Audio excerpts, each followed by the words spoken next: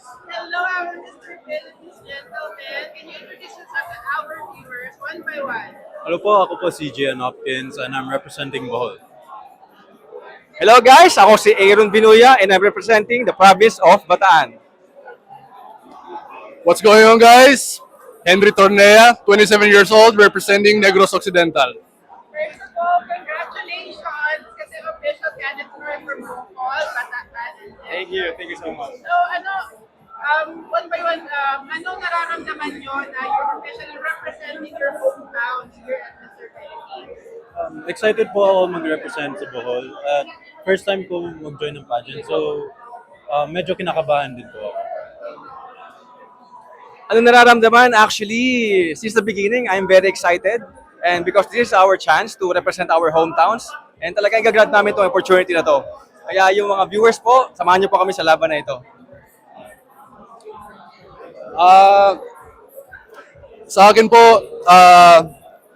Negros Occidental because doon nagaling yung pamilya ko. My family's roots is based on Negros Occidental.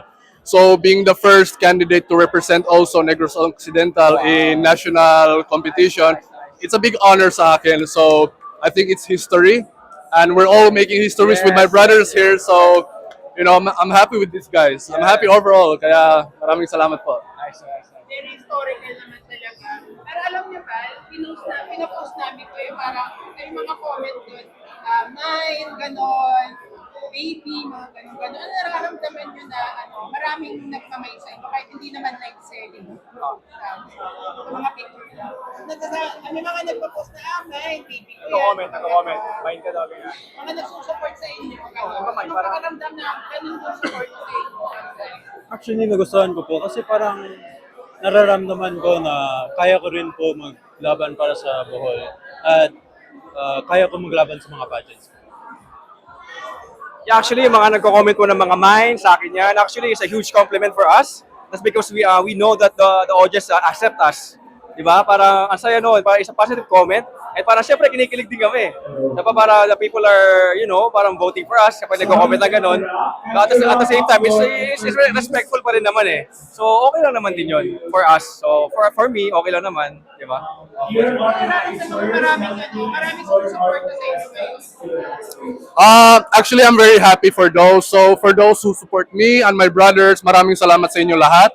And of course, when it comes to comments naman po, at the end of the day, we are a public figure. So we have to really accept those comments, you know, act as if professionals, diba? So, you know, some comments might offend, pero some of those comments, we might learn also something. So those comments help us to build ourselves to become better also. Kaya, I don't have any problems with the comments, kaya tuloy-tuloy lang. Well said. Yeah, it really sounded very professional. Ano ang trabaho mo?